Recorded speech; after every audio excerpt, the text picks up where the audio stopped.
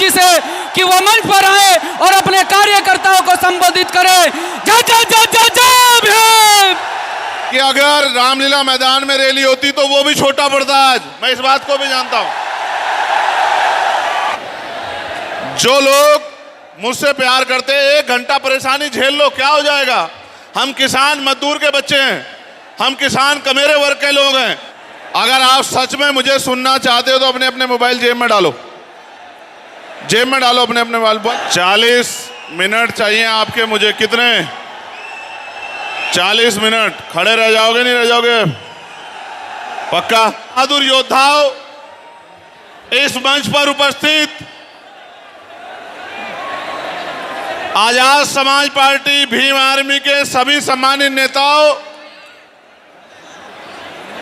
हमारे मिशन 78 अधिवक्ता मोर्चा, अनुशासन समिति, भीम आर्मी स्टूडेंट फेडरेशन और किसान मोर्चा, तमाम संगठनों के सम्मानित नेताओं, यहां उपस्थित हमारी माँ बहनों, नौजवान साथियों और मुझसे बड़े उम्र में बड़े सभी सम्मानित साथियों का मैं धन्यवाद करता हूं।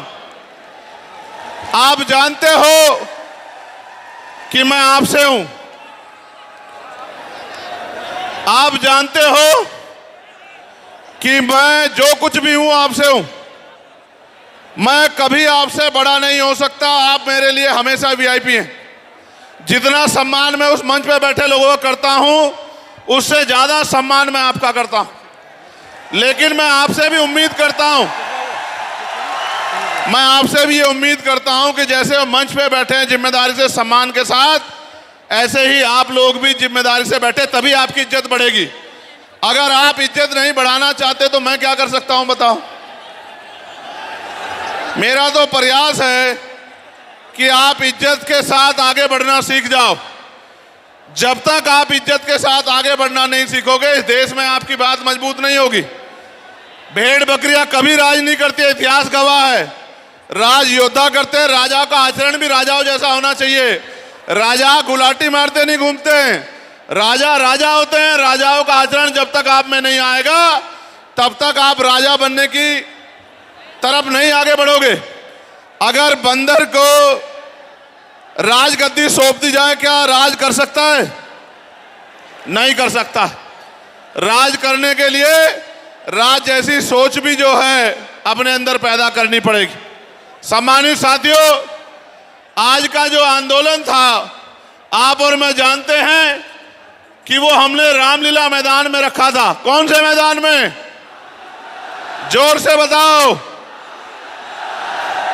लेकिन रामलीला मैदान के पास हमारे मुस्लिम भाइयों का एक कार्यक्रम होता है जिसको हम लोग चेल्लुम के नाम से जानते हैं।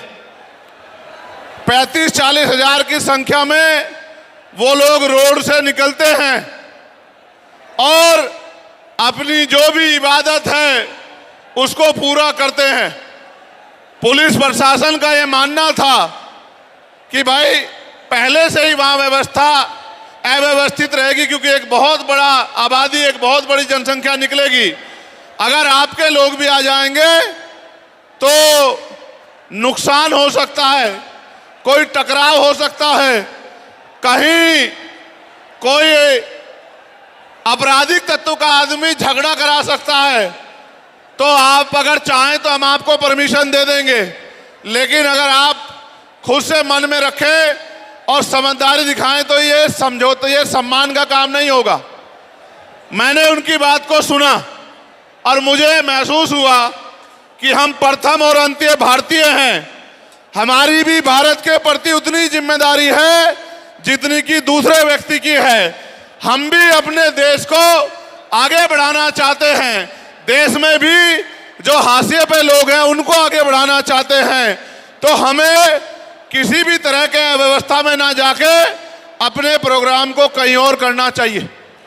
मैं जानता हूं कि जितने लोग अंदर हैं उससे 10 गुना लोग बाहर हैं, ग्राउंड में हैं, दिल्ली की सड़कों पे हैं, मैं जानता हूं।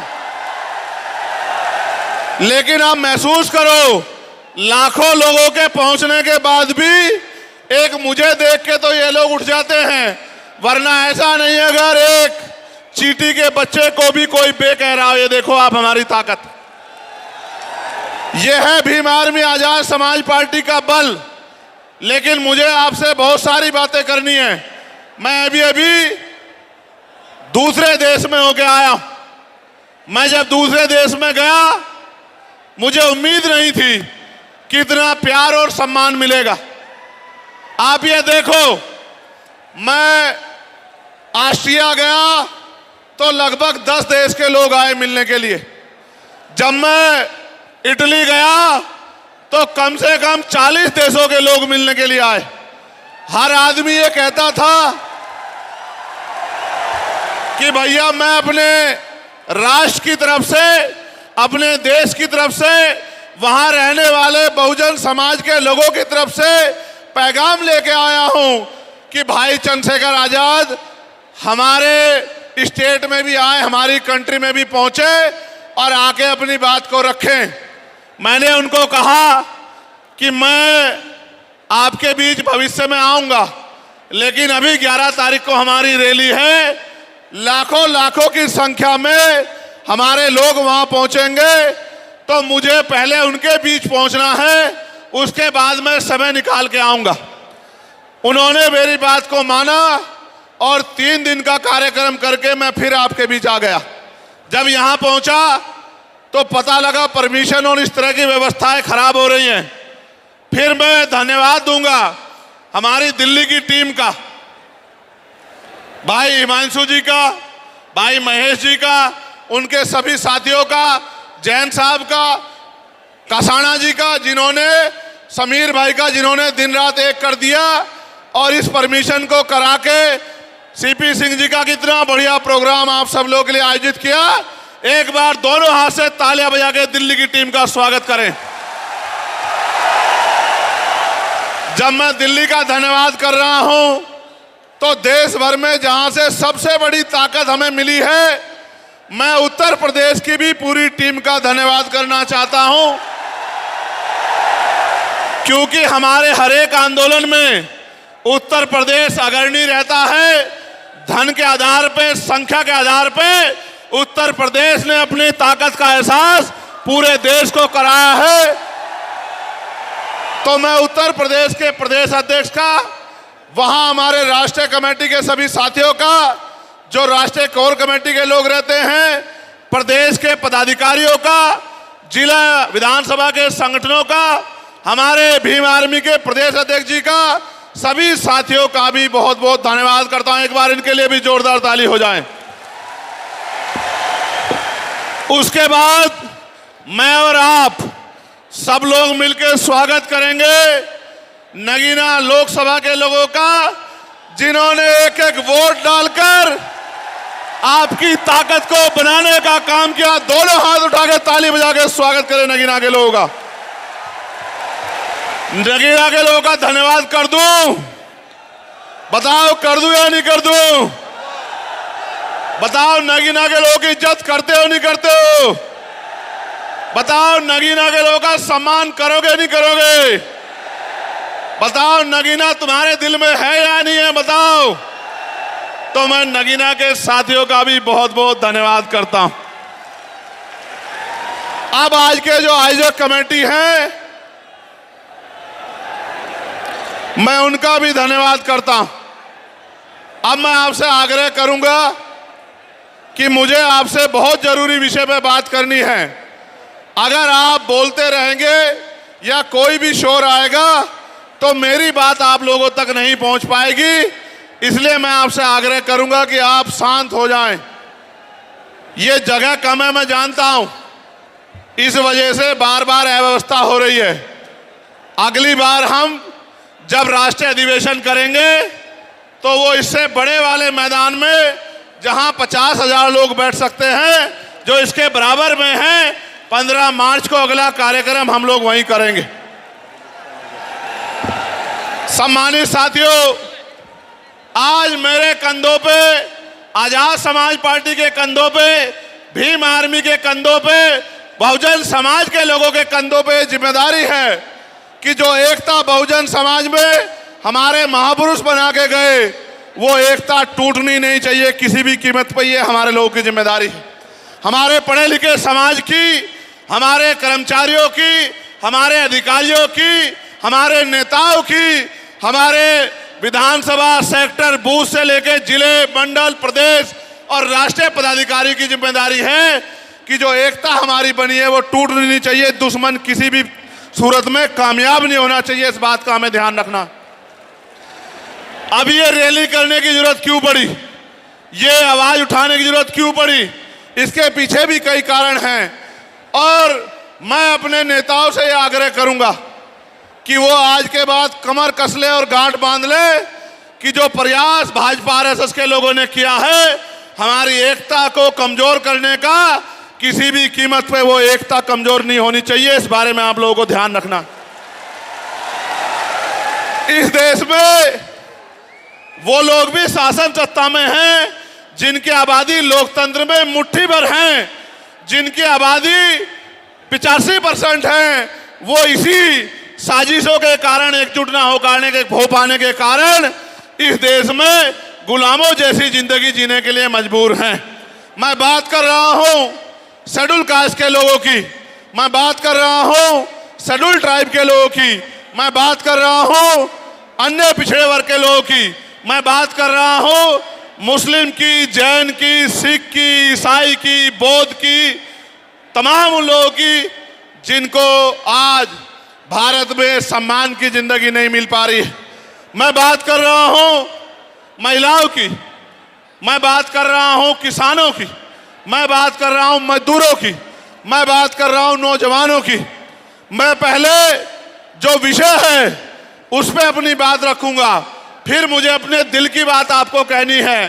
पहला जो विषय हमारा है जिस पे हम लोग यहाँ इकट्ठा हुए हैं, उस पे हम लोग क्या करने वाले हैं, सरकार से हमारी क्या मांग है, सबसे पहले उस पे मैं अपनी बात रखूंगा।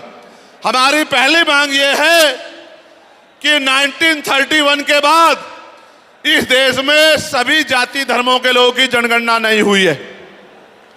जब तक जनगणना नहीं होगी तो ये नहीं पता लगेगा कि schedule caste, schedule tribe, backward के लोगों को कितनी उनकी आबादी और कितना सम्मान उनको मिल रहा है, कितनी हिस्सेदारी उनको मिल रही है।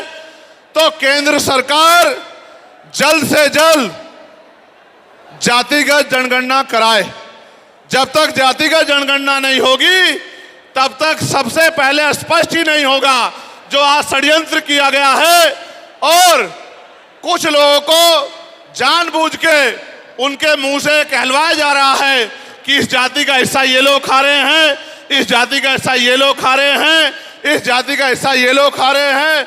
मैं चंद्रशेखर आजाद आपको वचन देके कहता हूं, अपने बहुजन समाज के सामने जातिवार जनगणना कराइए, उसके आंकड़े सार्वजनिक कराइए। अगर अंतिम पायदान पर रहने वाले जिनको डीएससी के भाई कहा गया है, जो हमारा परिवार है, अगर उनका 1% आरक्षण भी पॉइंट के बराबर भी कमजोर पड़ रहा होगा तो मैं वचन देता हूं कि इससे बड़ी रैली उनके समर्थन में हम लोग करेंगे। मैं फिर आपसे कह रहा हूं, आप याद करो, जब से इस देश में आरक्षण व्यवस्था लागू हुई है, इस आरक्षण को खत्म करने के लिए चाहे वो कांग्रेस पार्टी रही हो या भारतीय जनता पार्टी रही हो या और कोई मनुवादी दल रहा हो, इन्होंने एड़ी चोटी के जोर लगाए। और आज जिन जातियों को गाली दी जा रही है, ये वही जातियां हैं जिन्होंने अपने बच्चे कुर्बान कर दिए लेकिन अपने अधिकारों की रक्षा की, और आज भी इस देश में आरक्षण बचा हुआ है, नौकरियां बची हुई है, हिस्सेदारी बची हुई है, राजनीतिक व्यवस्था कायम है, लोकतांत्रिक व्यवस्था है। तो धन्यवाद करना चाहिए उन जातियों का जिन्होंने अपने प्राणों का बलिदान दे दिया, लाठी डंडे खाए, गोलियां खाई, लेकिन अपने अधिकारों को छीनने नहीं दिया। सब लोगों को उनका धन्यवाद करना चाहिए। लेकिन दुश्मन का ये षड्यंत्र है और दुश्मन बड़ा समझदार है। दुश्मन जानता है कि 2 अप्रैल 2018 के बाद में ये दलित समाज एकजुट हो गया था। जब दलित समाज एकजुट हुआ तो वो ये सोचने लगे कि इनकी एकता को कैसे तोड़ा जाए। आप और मैं जानते हैं, जब हम मुट्ठी बन के रहेंगे तो कोई हमारे अधिकारों को नहीं छीन सकता है। लेकिन जब जब हम बट जाएंगे, एक उदाहरण के तौर पे बताता हूं, अगर आप झाड़ू की सिक्कों को इकट्ठा कर दोगे, वो सिक्के जो हैं एकजुट हो जाएंगे, उनको बांध दिया जाएगा तो वो सारा कचरा साफ कर देंगे। लेकिन अगर वो जो सिक्के होते हैं, अगर आपने उनको अलग अलग कर दिया तो वो कचरा साफ नहीं कर पाएंगे, वो खुद कचरा बन जाएंगे, उनकी कोई हैसियत नहीं बनेगी। इसलिए हमारे महापुरुषों ने बहुजन समाज में भाईचारे की बात की। और आप महसूस करो, बाबा साहब अंबेडकर ने क्या नारा दिया? शिक्षित बनो, संगठित रहो और संघर्ष करो। हमें शिक्षित भी बनना है, संगठित भी होना है और अपने विरोधियों बैरियों के खिलाफ संघर्ष भी करना है, अपने अधिकारों के लिए संघर्ष भी करना है। मैं जब देश के बाहर गया तो मैंने देखा कि वो लोग तरक्की कर रहे हैं, उनकी जिंदगी खुशहाल है, उनकी जिंदगी अच्छी बन रही है। लेकिन उनकी जिंदगी तो अच्छी बन रही है, लेकिन 75 साल की आज़ादी के बाद आज भी भारत में 80% लोग ऐसे हैं जो रोटी कपड़ा मकान से वंचित हैं, जिनको इज्जत की जिंदगी नहीं मिल रही। तो मैं ये देख रहा था, मुझे बड़ी खुशी हो रही थी। लेकिन जब मैं भारत की तरफ देखता हूं तो बड़ी निराशा हाथ लगती है। फिर ये महसूस करता हूं कि आज जो कुछ हमारे पास है वो हमारे महान पुरुषों की संघर्ष की वजह से है। अगर हमारे महान पुरुष संघर्ष नहीं करते तो जो आज हमें मिला है ये भी हमें किसी कीमत पे नहीं मिलता। आप जानते हैं, हमेशा आरक्षण के खिलाफ, चाहे सुप्रीम कोर्ट हो या मनुवादी दल हो, सब लोगों ने आरक्षण को समाप्त करवाने के लिए एड़ी चोटी के जोर लगा दिए। और इसका सबसे बड़ा हमला इस पे कब हुआ? जब 10% EWS लागू हुआ। मुझे माफी चाहते हुए कहना है कि हमारे दलों ने भी हाथ उठा के, जो हमारे पूर्व के दल थे, उनका समर्थन किया, जबकि वो आरक्षण पे सबसे बड़ा हमला था। अगर उसी दिन हम लोगों ने सड़कों पे निकल के अपनी आवाज को उठाया होता तो किसी की मां ने दूध नहीं पिलाया होता कि वो दोबारा आरक्षण पे हमला करने के बारे में सोच लेता। ये भाजपा के लोग जो सत्ता में बैठे हैं, इन्होंने वोट तो आपसे हमसे ली धर्म के नाम पे, भाईचारे के नाम पे, लेकिन सत्ता में आके ये लोग अपने लोगों का काम करने लगे, अपने महापुरुषों की विचारधारा को आगे बढ़ाने लगे और हम लोग रोटी रोटी के लिए मोहताज लोग, जुल्म जाति के शिकार लोग परेशानी की जिंदगी जीने लगे। मैं चाहता हूं कि जो जिंदगी हमारे लोग ऑस्ट्रेलिया में जी रहे हैं, ऑस्ट्रिया में जी रहे हैं, इटली में जी रहे हैं, यूरोप में जी रहे हैं, पूरे अमेरिका में जी रहे हैं, कनाडा में जी रहे हैं, हॉलैंड में जी रहे हैं, नीदरलैंड में जी रहे हैं, ऐसी जिंदगी की व्यवस्था भारत में भी हो। लेकिन ये तभी संभव है जब राजनीतिक शक्ति हमारे पास हो। अगर राजनीतिक शक्ति भाजपा और कांग्रेस के पास रहेगी तो हम लोग इज्जत की जिंदगी इस देश में नहीं जी सकते। इस बात को आप लोग मेरी ध्यान रखना। ये मैं नहीं कह रहा हूं, ये बाबा साहब अंबेडकर ने कहा, political power is the master की। राजनीतिक सत्ता वो चाबी है जो आपकी सारी परेशानियों का हल कर देगी। और राजनीतिक सत्ता जिनके पास है, उनके लोग हजारों हजारों करोड़ रुपए लेके भाग जाते। उनके लोग, उनके पूंजीपतियों के लाखों लाखों करोड़ रुपए माफ कर दिए जाते। लेकिन अगर आपका 10,000 रुपए का बिल भी बाकी हो तो 10,000 रुपए का बिल भी अगर आप नहीं दोगे तो मुकदमा लिख के आपको जेल भेजने का काम सरकार कर देगी और आपके घर की कुड़की भी करा देगी। आप किसानों का, मजदूरों का हाल देख लो, आप नौजवानों का हाल देख लो, इस देश में क्या है। तो हमारी सबसे बड़ी मांग ये है, आप समर्थन करके बताना कि आप इस पे सहमत हो या नहीं हो। बताओ, जातिवार जनगणना होनी चाहिए नहीं होनी चाहिए? एक सुर में बताओ, होनी चाहिए नहीं होनी चाहिए?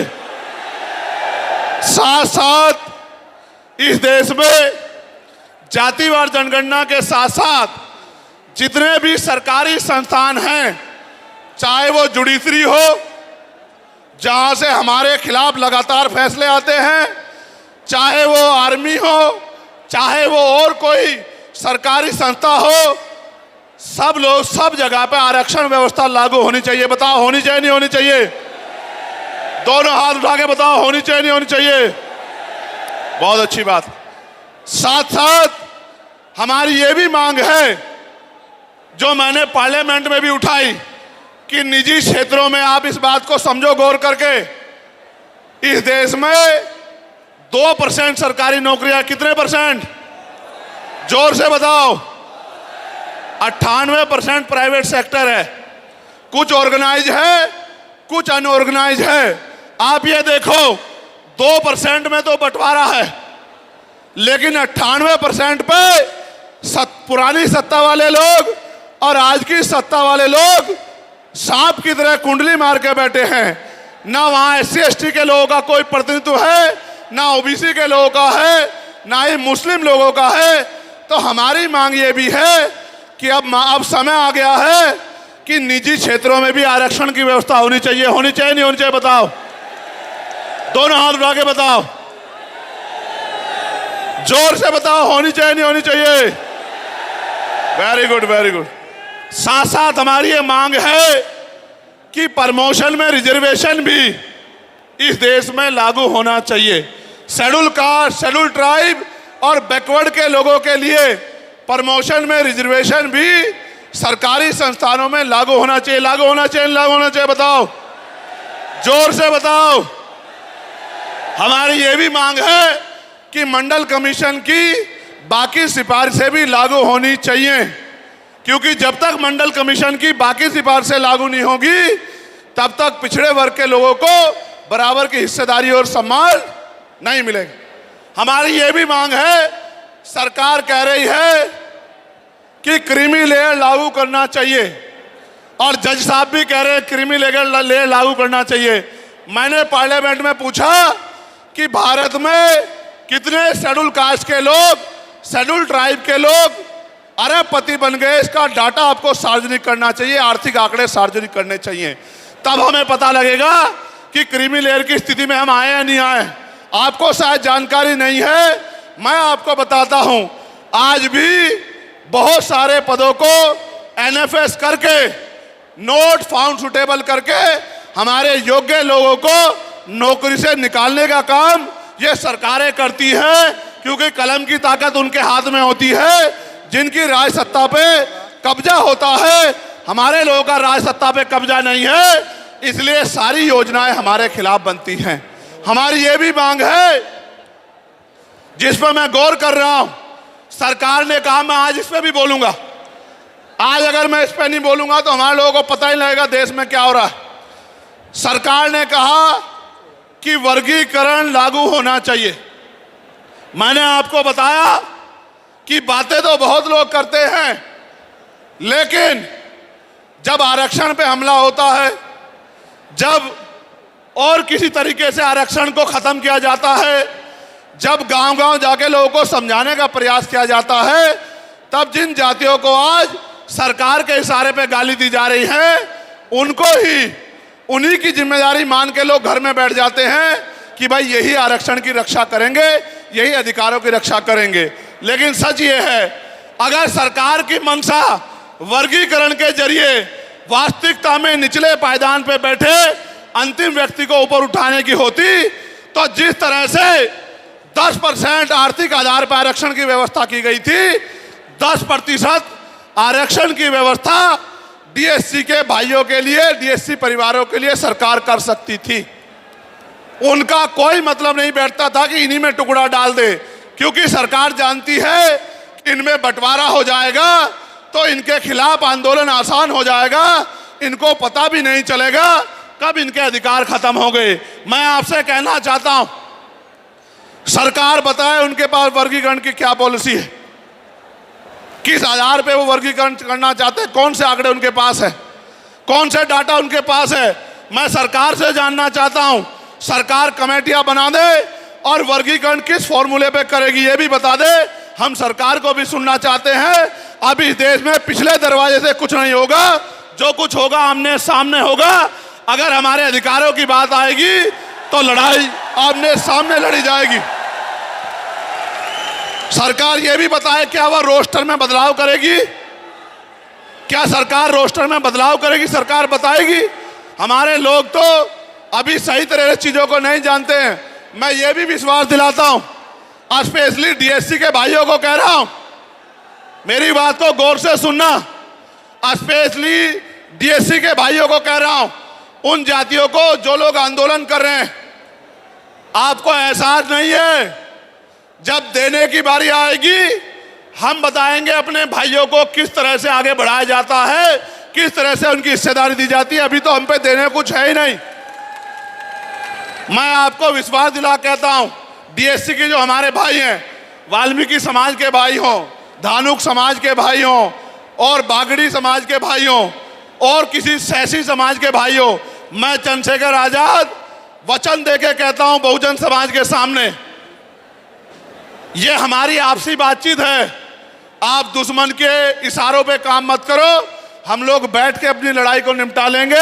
हम लोग अपने आप बैठ के चर्चा करके आपके साथ बैठ के, अगर कहीं हमें कुछ डर भी है, आप चीजों को नहीं समझ पा रहे हो या हम लोग समझा नहीं पा रहे, अगर आपको अधिकार मिलता है तो बताओ, हमारे किसी व्यक्ति को तकलीफ है क्या? बताओ, अगर हमारे डीएससी के भाइयों को अधिकार मिलता है बताओ, हाथ उठा के बताओ, तकलीफ है क्या हमें किसी को?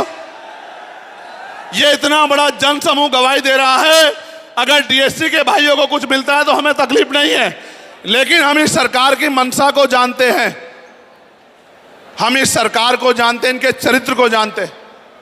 ये देना कुछ नहीं चाहती, ये तो इसको अटका के रखना चाहती हैं। आप ये देख लेना, इन्हीं के कुछ लोग पार्ले सुप्रीम कोर्ट चले जाएंगे। जैसे उदाहरण के तौर पे गौर करो, 69,000 शिक्षक भर्ती में सरकार ने 20,000 पदों पे घोटाला किया। हम लोगों ने आंदोलन किया तो सरकार ने 6,800 नियुक्ति की लिस्ट जारी की, फिर अपने लोगों को हाईकोर्ट भेज के उस पर रोक लगवा दी। फिर हाईकोर्ट पे फिर हमारे लोग लड़े तो उन्होंने कहा दोबारा लिस्ट जारी करो, इनको अधिकार मिलना चाहिए। तो वोट लेने के लिए हमारे लोगों के सामने कहा कि भाई मिलना चाहिए, हम समर्थन करते हैं, लेकिन अपने लोगों को सुप्रीम कोर्ट भेज दिया और सुप्रीम कोर्ट में इनके बैठे जजों ने फिर से उस पर रोक लगा दी। इसलिए हमें इनकी नीयत पे शक होता है। मुझे डर ये भी है, अगर ये अधिकार स्टेट गवर्नमेंट को दे दिए गए तो ये कॉन्स्टिट्यूशन का तो बहुत बड़ा वॉयलेशन होगा ही, 340 का, 341 का, लेकिन AB का। लेकिन सबसे बड़ा खतरा ये है कि कल जो सरकार सत्ता में आएगी वो किसी भी अन्य जाति के लोगों को शेड्यूल कास्ट में उनको शामिल करके आपके पूरे अधिकार को छिन भिन कर सकती है। अगर ये पावर स्टेट को मिल गई, हमें सरकार की मंशा पे सिर्फ शक है। हमने ये भी मांग की, आपको याद होगा, यूपी के साथी हमारे जानते हैं, हमने 2 साल पहले, पौने 2 साल पहले ये मांग की थी कि जो 52% ओबीसी हैं उनको 27% रिजर्वेशन सुप्रीम कोर्ट के लोगों ने दिया, आबादी से आधा। सुप्रीम कोर्ट ने मंडल कमीशन की रिपोर्ट के बाद ना चाहते हुए सरकार ने कर दिया, तो सुप्रीम कोर्ट ने अपने तरीके से रोक लगा के 27% दिया। हमने मांग की पौने 2 साल पहले यूपी में, गोरखपुर में पीसी करके, कि ओबीसी की आबादी तो 52% ही है, तो 15%, 27% से अलग 15% आरक्षण की व्यवस्था अलग से अति पिछड़ी जातियों को करानी चाहिए। मांग हमने पौने 2 साल पहले उत्तर प्रदेश में उठाई थी। उसके बाद उसी दिन हमने मांग उठाई, क्योंकि हमें न्यायिक चरित्र है। हम बाबा साहब अम्बेडकर को, मान्यवर काशीराम साहब को अपना नेता मानते हैं, हम ज्योतिबा फुले साहू जी महाराज को अपना नेता मानते हैं। हमने मांग उठाई थी, हम मामना रामसू वर्मा और सर छोटू राम को अपना नेता मानते हैं, हम चौधरी महाराज सिंह भारती को अपना नेता मानते हैं, हम कोतवाल धन सिंह गुजर को अपना नेता मानते हैं। हमने मांग उठाई थी कि भाई हमारी आबादी बढ़ रही है, 2011 के बाद जनगणना नहीं हुई, और जो जनगणना हुई उसके आंकड़े जारी नहीं हुए, इसलिए हम लोग मांग करते हैं कि जिन जातियों को अवसर नहीं मिले पहले तो उनको तैयार किया जाए और फिर उनको 5% अतिरिक्त आरक्षण शेड्यूल कास्ट में 15% अतिरिक्त देकर उनको मुख्य धारा में लाया जाए। जब हम 2 साल पहले इसकी मांग कर रहे हैं तो हम डीएससी के भाइयों के विरोधी कैसे हो सकते हैं, आप लोग बताओ। तब तो वो आंदोलन भी नहीं चला रहे थे, हम तो आंदोलन चला के मांग कर रहे थे कि मिलना चाहिए मिलना चाहिए। लेकिन मैं आज भी कहता हूं हमारी ये मांग है कि अब समय आ गया देश में कि आरक्षण की सीमा बढ़ाई जानी चाहिए, आरक्षण की कैप खत्म की जानी चाहिए और 100% रिजर्वेशन इस देश में लागू होना चाहिए। जिसकी जितनी संख्या भारी उसकी उतनी हिस्सेदारी का लाभ उनको मिलना चाहिए। आप फिर कह रहा हूं जातिगत जनगणना कराओ और 100% आरक्षण करो। मैं तो स्वर्ण जातियों का सबसे बड़ा हितैषी हूं, उनको 10% आरक्षण क्यों दे रहे हो? मेरी ये मांग है, मैं तो अपने लोगों के आरक्षण में से भी उनके लिए मांग करता हूं। उनकी आबादी तो 15% भी नहीं है।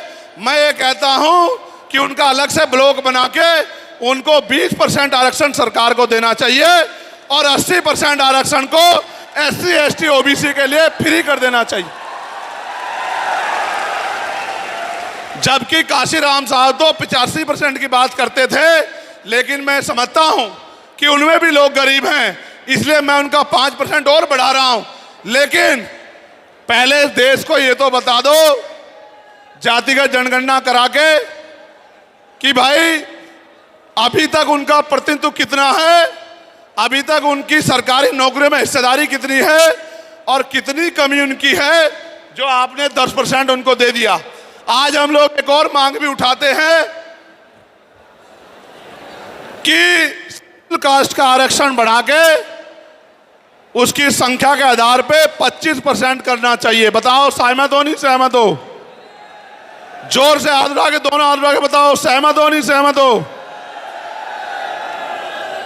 तो ये हमारी वो मांगे हैं जिनके लिए आज हम लोग यहाँ इकट्ठा हुए हैं। और हम इकट्ठा नहीं हुए आज तो मजबूरी या अपने देश से प्यार था कि हमने अपने आंदोलन को बदलाव कर लिया। अगली बार अधिवेशन तो होगा इंदौर में, लेकिन जब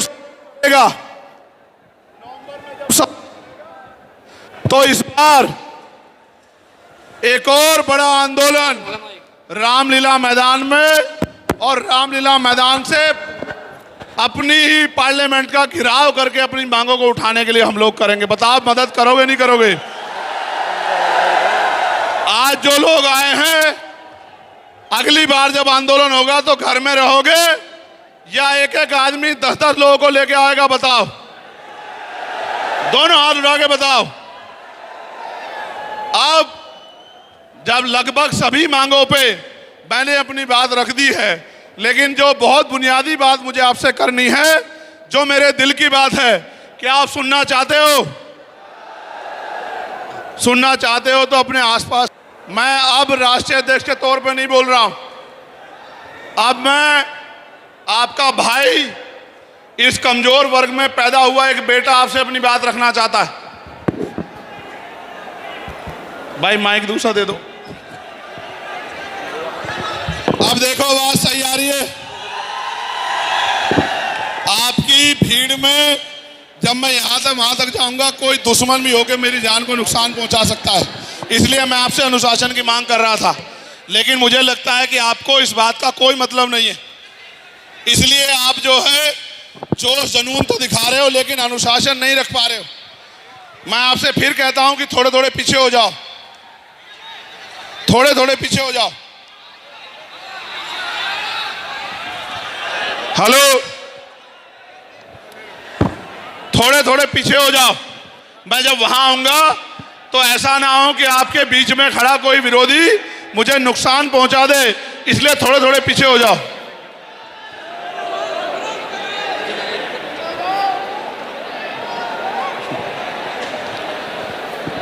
सम्मानित साथियों, आप ये जानते हो कि मैं किसी धन्ना सेठ का बेटा नहीं हूं। आज इस मंच पे वो सब लोग उपस्थित हैं जिन्होंने अपने खून से भीम आर्मी को सींचा। और भीम आर्मी के मजबूत होने के बाद आज वो सब लोग भी उपस्थित हैं जिन्होंने आजाद समाज पार्टी को अपने बच्चों के हिस्से का पैसा काट काट के एक एक रुपया जमा करा करा के और इस आंदोलन को सींचने का काम किया। आज इस मंच पे इधर और सामने वो लोग उपस्थित हैं जो किसी लाभ के लिए नहीं, बस समाज की सेवा को करने के लिए मैदान में उतरे हैं। काशीराम साहब कहते थे, जब आप समाज को समझाने निकलोगे तो समाज के बहुत सारे लोग आप पे आरोप भी लगाएंगे, आपकी आलोचना भी करेंगे, आप पे सवाल भी खड़े करेंगे। ये वो लोग हैं जो खुद तो काम करते नहीं, अगर कोई काम करना चाहता है तो उसको रोकने के लिए टांग खींचने का काम करते हैं। आप बताओ, अगर आज मेंबर ऑफ पार्लियामेंट के तौर पे आजाद समाज पार्टी का आदमी सदन में नहीं होता तो क्या सदन में कोई आपकी बात को उठाता? क्या सदन से कोई आपके हितों के लिए आवाज उठाता? आज आपकी हैसियत भारतीय राजनीति में मजबूत है। आज बड़ी बड़ी पार्टियों पे एक भी मेंबर ऑफ पार्लियामेंट नहीं है, लेकिन 2020 में बनी आजाद समाज पार्टी पे एक मेंबर ऑफ पार्लियामेंट है। और मेंबर ऑफ पार्लियामेंट भी ऐसा वैसा नहीं, मेंबर ऑफ पार्लियामेंट भी टिकाऊ है, टिकाऊ। बताओ, पार्लियामेंट में सुनते हो नहीं सुनते हो मुझे? जब मैं विदेश के दौरे से आया तो मैंने महसूस किया विदेश की जिंदगी अच्छी है। हमारे लोग कब तक विदेश की तरफ भागते रहेंगे? हमें ऐसा काम करना चाहिए कि भारत की जिंदगी भी, भारत में रहने वाले गरीब, किसान, मजदूर, सभी जातियों के लोगों की जिंदगी भी विदेश में रहने वाले लोगों की जिंदगी जैसी होनी चाहिए। फिर मेरी समझ में आया कि ये ऐसे संभव नहीं है। ये ऐसे संभव है जब हम लोग अपनी राजनीतिक ताकत बनाएंगे और सरकार में बैठ के पॉलिसी बना के अपने लोगों के लिए योजना बना के इस तरह के कानून बनाएंगे, इस तरह के लक्ष्य बनाएंगे, उन लक्ष्य को प्राप्त करने के लिए संघर्ष करेंगे, उन लक्ष्य को पूरा करने के लिए संघर्ष करेंगे, तभी जाके इस देश के लाखों करोड़ों अरबों लोगों की जिंदगी में बदलाव होगा। जब मैं चारों तरफ देखता हूं तो मुझे सत्ता के भूखे लोग दिखाई देते हैं। सत्ता के भूखे लोग, सबको सत्ता चाहिए, सत्ता चाहिए। आपको नहीं पता क्या, आपकी पार्टी के पास भी मिनिस्टर बनने के ऑफर थे कि आप आइए, केंद्र में मंत्री बनिए, कुर्सी पे बैठिए, सड़क के संघर्ष का रास्ता छोड़िए और बढ़िया पैसे कमा के बढ़िया सुरक्षा सुविधा लेके आगे बढ़िए। लेकिन आपकी पार्टी ने और आपकी पार्टी के नेताओं ने इस मनुवादी पार्टियों की मिनिस्ट्री को लात मारने का काम किया और विपक्ष का रास्ता चुना कि हम लोग विपक्ष में रह के अपने लोगों की आवाज उठाएंगे, क्योंकि उन दलों में रहकर, उन दलों की सरकारों में रह के हम लोग सुख सुविधा तो ले सकते हैं लेकिन अपनी एक भी पॉलिसी को लागू नहीं करा सकते हैं। इसलिए उन पार्टियों से, उन विचारधारा के लोगों से ना आज ना जिंदगी में हमारा कोई समझौता होगा। हम लोग उनसे विचारधारा के आधार पर संघर्ष को जारी रखेंगे, जैसे हमारे महान पुरुषों में राष्ट्रपिता ज्योतिबा फूले ने, बाबा साहब अम्बेडकर ने, छत्रपति साहू जी महाराज ने, महामना रामसु वर्मा ने, छत्रपति शिवाजी महाराज ने, सदगुरु कबीरदास जी ने, भगवान बुद्ध ने और जगत गुरु सदगुरु रविदास जी महाराज ने, भगवान वाल्मीकि महाराज ने, गुरु नानक देव ने अपने लोगों के अधिकारों के लिए, सम्मान की जिंदगी के लिए संघर्ष किया। हमें भी उसी तरह से संघर्ष को आगे बढ़ाना है। मैं जब घूमता हूं, लोगों के बीच में जाता हूं तो लोगों का प्यार देखता हूं। मैं जब चुनाव लड़ रहा था, गांव गांव से पैसे इकट्ठे हुए, मेरे आज भी याद है, क्योंकि भारत में चुनाव बड़े महंगे हैं। मैं केतली लेके जाता था, कोई गरीब परिवार का आदमी 1 रुपया डालता था, कोई 10 रुपए डालता था, कोई 20 रुपए डालता था। कोई 100 रुपए डालता था, कोई 500 रुपए डालता था, कोई 1000 रुपए डालता था। लेकिन यहां तो इस देश में 1 रुपया भी भिखारी को देते हुए आदमी 4 बार सोचता है मेरा पैसा गलत जगह तो नहीं लग रहा, मेरा पैसा किसी गलत काम में तो नहीं लग रहा। लेकिन उन्होंने अपनी मेहनत की कमाई का 2-2, 4-4, 10-10, 20-20, 100-100, 1000-1000 रुपए देते हुए उनके दिल में क्या इच्छा रही होगी कि भाई ये मूवमेंट चलनी चाहिए, ये मूवमेंट आगे बढ़नी चाहिए, बाबा साहब अम्बेडकर, काशीराम जी के विचार आगे बढ़ने चाहिए, इसलिए हमें चंद्रशेखर आजाद को वोट और पैसे दोनों से ताकत देनी। कई जगह से पैसे आए, नोट जब हाथ में पकड़ा तो मेरे आंखों से आंसुओं का सैलाब आ गया। नोट की मोटाई देख के लगता था कि कई मजदूरों के हाथ से नोट निकल के आया। मैंने कुछ नोट तो उठाकर भी रखे हैं, कुछ नोट अपने पास, जब तक मैं जीऊंगा वो नोट मेरे पास ही रहेंगे। वो नोट नहीं मेरे लिए, वो उन गरीबों का आशीर्वाद है मेरे सर पे जिन्होंने हम लोगों पे भरोसा किया। मेरे प्यारे भाइयों साथियों, अभी जब मैं विदेश दौरे पे था 4 जगह पे मुझे गोल्ड मेडल से सम्मानित किया गया। मैंने उनकी भावनाओं का ध्यान रखते हुए वो गोल्ड मेडल तो ले लिए, लेकिन आपको याद होगा मैंने हाथरस की घटना के बाद, हमारे दिल्ली के लीडर सब लोग जानते हैं, ये संकल्प लिया था कि जब तक इस देश में हमारा राजकाज नहीं आएगा, बहुजन समाज के लोग इज्जत की जिंदगी नहीं हासिल कर लेंगे, तब तक मैं किसी भी तरह की माला नहीं पहनूंगा, चाहे नोटों की हो, चाहे फूलों की हो, चाहे कागजों की हो, कैसी भी माला हो। अब जब मैं यहां जाता हूं प्रदेश भर में तो माला लेके स्वागत करते हैं। मैं आपसे भी हाथ जोड़ के यही कहता हूं कि मैं माला नहीं पहनता हूं। जब मैं नगीना चुनाव लड़ने गया तो वहां के लोग भी माला लेके आते थे, मैं उनसे कहता था मैं माला नहीं पहनता हूं, तो वो कहते चुनाव जीतने के बाद पहनाएंगे। तो मैंने कहा कि मैं चुनाव जीतने के लिए के बाद भी नहीं पहनूंगा, क्योंकि मेरे चुनाव जीतने से बहुजन समाज की गरीबी, बेबसी, लाचारी नहीं खत्म होगी। हम लोग भी माला पहनना चाहते हैं।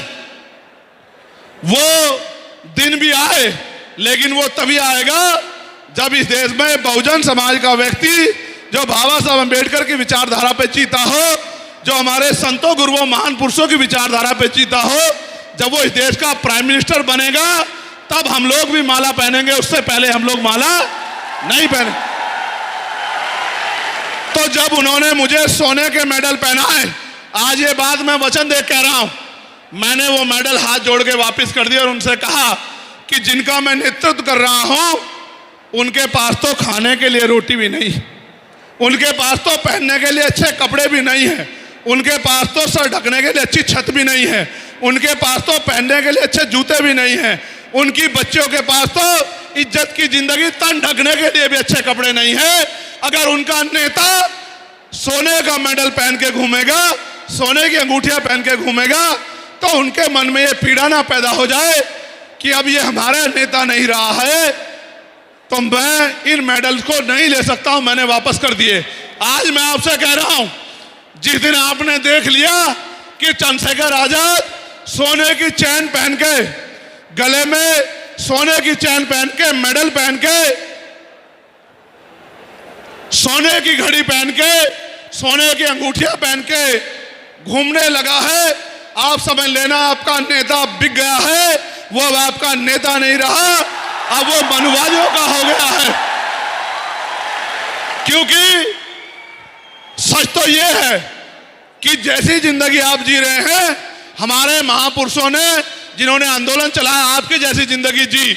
मैं वचन देके कहता हूं, फिर आपसे कह रहा हूं, आज फिर कह रहा हूं बहादुर साथियों, हालात आपको लगे तो आप ये समझ लेना कि आपका नेता डर गया है या आपका नेता बिक गया है। उस दिन आप मेरा सार्वजनिक रूप से विरोध करने लग जाना, लेकिन अभी इस आंदोलन को आगे बढ़ाने के लिए आपको भी मेरी तरह दिन रात संघर्ष करना चाहिए। अभी हरियाणा और जम्मू के चुनाव हैं। मैं हरियाणा से आए साथियों से कहना चाहता हूं, बहुत सारी बातें आपके कानों में डाली जाएंगी। आप ये देखो, ये पार्टियां जिनको हमारे लोग सत्ता देना चाहते हैं, 2018 में राजस्थान मध्य प्रदेश में कांग्रेस की सरकार बनी थी। कांग्रेस के लोग अपने 20 एमएलए को तोड़ के भारतीय जनता पार्टी में चले गए, उनकी सरकार बन गई। उनके लोगों ने उनको राजनीतिक सत्ता को समझते हुए एक्सेप्ट कर लिया। कांग्रेस के लोग राजस्थान में भी 20-20 एमएलए लेके उनके नेता हरियाणा आ गए सरकार बनाने के लिए बीजेपी के साथ मिलके। तो उनके लोग भी अगर बन जाते तो उनकी पार्टियां भी स्वीकार कर लेती, उनके लोग भी स्वीकार कर लेते। हमारे लोग भोले भाले हैं, इनको पढ़ा दिया जाता है कि वो फलानी पार्टी है, वो ढिमकी पार्टी है। जब तक राजनीतिक ताकत आपके हाथ में नहीं होगी, मैं आपसे भी कह रहा हूं, जब तक राजनीतिक ताकत आपके हाथ में नहीं होगी, कांग्रेस सत्ता में बैठे या बीजेपी, आपकी जिंदगी बदलने वाली नहीं। आप मेरी बात को याद रखना, आपके लोग की जिंदगी बदलने वाली नहीं।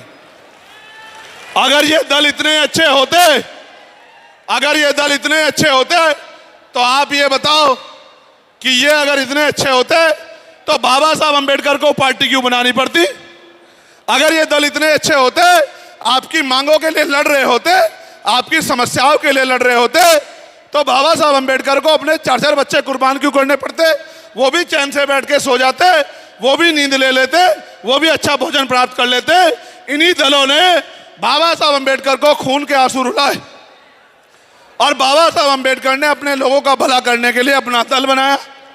जब मान्यवर काशीराम साहब उनके आखिरी दल में प्रयास करते रहे, कुछ कर नहीं पाए, उन्होंने सुनी नहीं, तो उन्होंने भी निराश होकर अपना दल बनाया।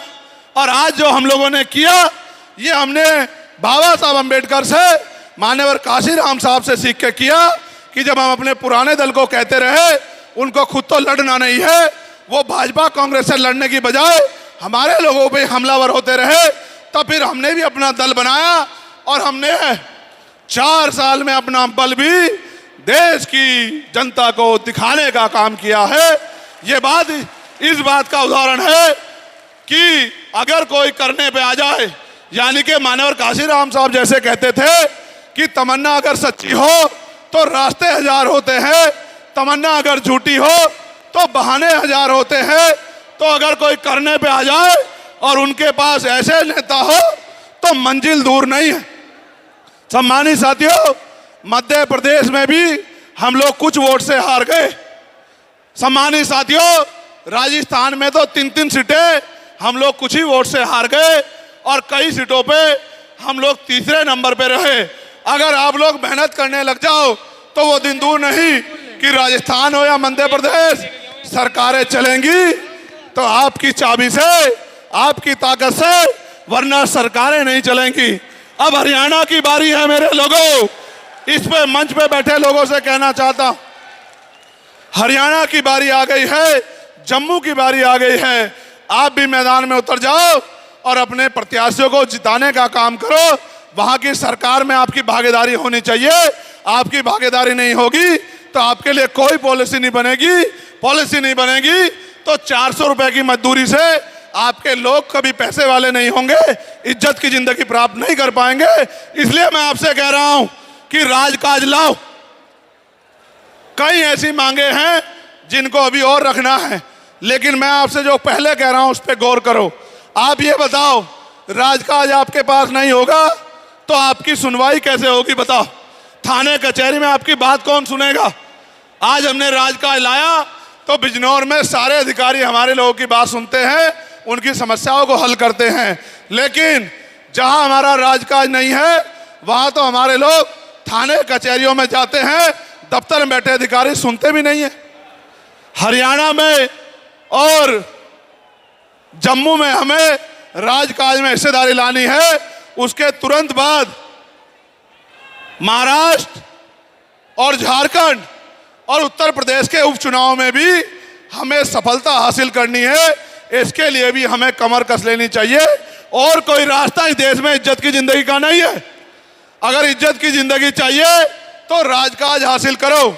मैं ये कह रहा हूं, अगर आप बीजेपी कांग्रेस के चक्कर में पड़े रहे कि कभी इनको हराने के लिए इनको वोट दे दो, कभी इनको हराने के लिए इनको वोट दे दो, तो आपको फिर जूते ही मिलेंगे, आपको इज्जत की जिंदगी नहीं मिलेगी, आपको झूठा नहीं मिलेगी, आपको सम्मान नहीं मिलेगा। हम पे पॉलिसी है, हम पे नीयत है, हम पे नीति है।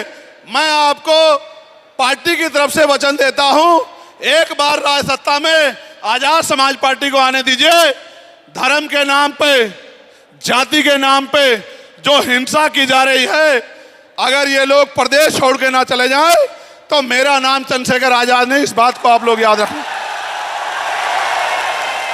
आज जिस तरह से मुसलमानों पे बुलडोजर चल रहा है, मुसलमानों को जमी दज किया जा रहा है, जिस तरह से मुसलमानों पे मॉब लिंचिंग हो रही है, जिस तरह से उनके कारोबारों को खत्म किया जा रहा है, जिस तरह से उन पे हिंसा हो रही है, जिस तरह से भय का माहौल उनके लिए बनाया जा रहा है, मैं इस मंच के माध्यम से कहना चाहता हूं कि सरकार में बैठे लोगों, याद रखना, अभी जब तक भीम आर्मी आजाद समाज पार्टी का एक एक नेता जिंदा है, आपका ये बांटने का सपना, डराने का सपना पूरा नहीं हो सकता। इस बात को आप लोग याद रखना। आज जिस तरह से किसान परेशान हैं, एमएसपी की गारंटी सरकार नहीं दे पाई सत्ता में बैठ के, जिस तरह से न्यूनतम वेतन सुनिश्चित नहीं है, कोई 300 देता है, कोई 250 देता है, कोई 400 देता है, 250-300 मांगने पे भी मारता है। मेरा ये मानना है कम से कम 700 रुपए न्यूनतम वेतन होना चाहिए अंतिम व्यक्ति के लिए भी। 700 रुपए एक ऐसी अमाउंट है, एक रकम है जिसमें आदमी एक दिन का जीवन ईमानदार से अच्छी तरह से जी सकता है। ये जो टैक्स लगा दिया है, इस टैक्स को कम करना चाहिए। और जैसा मैं आज आपको कह रहा था, हम पे पॉलिसी है कि गरीबों के बच्चों को प्राइवेट स्कूल की जगह सरकारी स्कूल में हम लोग प्राइवेट स्कूल से बढ़िया शिक्षा दिला सकते हैं।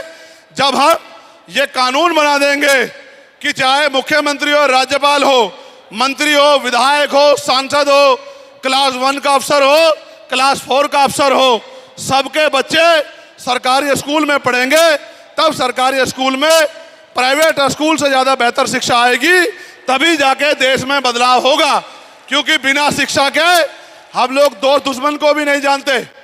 हमने ये पॉलिसी बनाई है कि जब हम पे राज कहा जाएगा तो हम लोग जितने भी सरकारी अस्पताल हैं उनकी कायाकल्प कर देंगे, और चाहे मुख्यमंत्री हो, राज्यपाल हो, मंत्री हो, विधायक हो, सांसद हो, डीएम हो, एसपी हो, एएसपी हो, डीएसपी हो, सीओ हो, थाना इंचार्ज हो, कानूगो हो, तहसीलदार हो, एसडीएम हो, पटवारी, सेक्रेटरी, सरपंच हो, जिला पंचायत का मेंबर हो, कोई भी आदमी हो जो सरकारी सुविधा लेता है, सरकारी तनख्वाह लेता है, या किसान मजदूर हो, सबका इलाज सरकारी अस्पताल में होगा।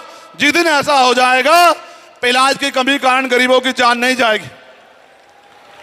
मैं ये भी कहना चाहता हूं बहुत जिम्मेदारी के साथ, अब समय आन पड़ा है कि हमें घर से निकल के भाईचारा बना के अपने दल को मजबूत करना पड़ेगा, और अपने दल को मजबूत करके राजनीतिक ताकत अपने हाथ में लेके इस जुल्म जाति की जिंदगी को समाप्त करना पड़ेगा। आप ये बताओ, क्या महिलाओं पे हिंसा सरकार रोक पा रही है? क्या महिलाओं पे हिंसा सरकार रोक पा रही है? रोज अखबार पढ़ो, उत्तर प्रदेश का, कोलकाता का, हरियाणा का, दिल्ली का, राजस्थान का, मध्य प्रदेश का, पंजाब का, तो इतनी घटनाएं होती हैं। किसी बेटी का बलात्कार, किसी बेटी की हत्या, किसी बेटी को जला दिया, किसी बेटी को मार दिया, और यूपी में तो ये घटनाएं तेजी से बढ़ रही हैं। और अभी अभी फरुखाबाद में 2 बच्चों को मार के, नाबालिग बच्चों को लटका दिया गया, और पुलिस ने उन परिवारों को कह दिया कि अगर एफआईआर लिखाओगे तो तुम्हें जेल भेज देंगे। फिर मैंने वहां के एसपी को फोन किया कि मैं परसों आ रहा हूं, तो आनंद फानंद में बुला के एफआईआर दर्ज करके कहा कि हम लोग गिरफ्तारी कर रहे हैं। ये तो अगर भीम आर्मी ना होती, आजाद समाज पार्टी ना होती, तो न्याय तो दूर की बात है, ये दल आपको जिनकी सरकारें हैं दफ्तरों में भी नहीं घुसने देते इतनी बड़ी बड़ी घटनाओं पे। ये तो धन्यवाद करो भीम आर्मी आजाद समाज पार्टी का, भीम आर्मी आजाद समाज पार्टी के एक लड़ाके का, कि वो अपना काम जिम्मेदारी से अदा कर रहे हैं। मैं यहां से आपको कहना चाहता हूं, मैं बहुत सारे चेहरे को देख रहा हूं।